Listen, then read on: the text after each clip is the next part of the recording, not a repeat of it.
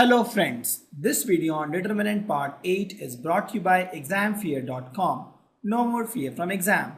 Before watching this video, please make sure that you have watched part 1 to part 7.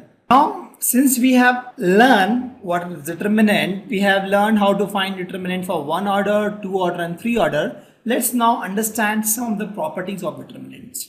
With these, it will be easier to solve determinant questions. So there are a couple of properties of determinant.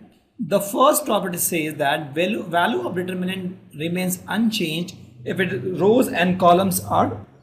So when you say rows and columns are interchanged, that means you are finding a transpose of a matrix. So that means determinant of a matrix and determinants of transpose of a matrix, that is by A dash, they are same. Correct? If I have a matrix A, then the determinant of this matrix is equal to determinant of transpose of this matrix. So if you interchange rows and columns, you get transpose of the matrix, and then if you try to find the determinant, it's all the same. The second property says that if any two rows or columns of a determinant are interchanged, then the sign of a determinant changes. That is, if I swap row 1 with row 2 or row 1 with row 3 or column 1 with column 2. So if I swap row 1 with row 2, or let's suppose row 3 with row 2, or column 1 with column 2, any kind of swapping I can do, column 1 with column 3. So any kind of such swapping result in change in sign of the determinant. Just understand this. I will go through all these properties one by one again. I'm just going through the list.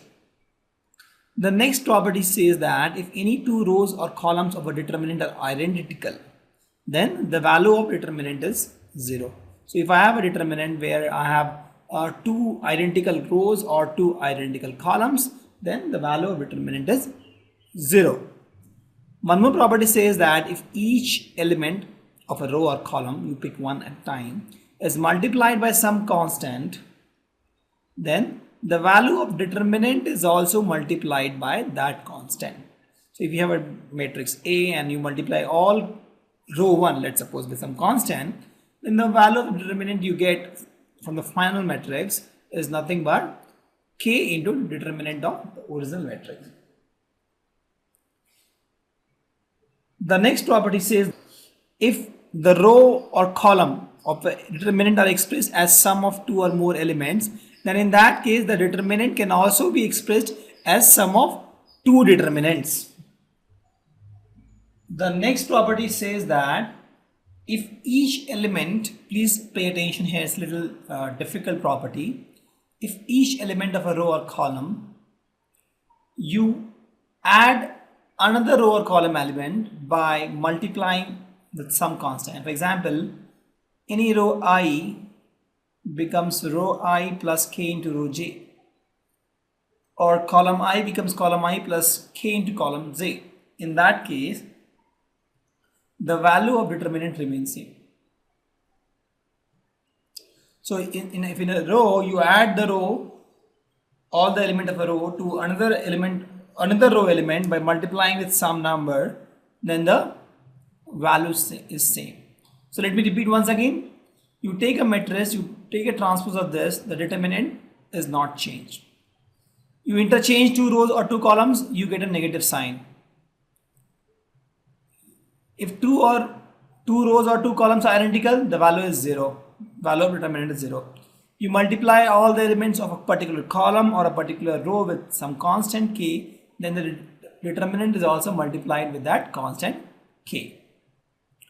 If a row or column is expressed as sum of two or more terms, then determinant can also be expressed as sum of two or more determinants.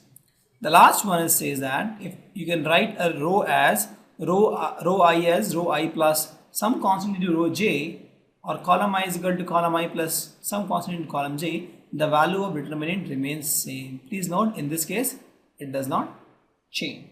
So let's take, thank you. Visit examfear.com to watch free educational videos, try free online tests, get the best quality study materials, study from the best tutors and mentors, and much more. Thanks once again.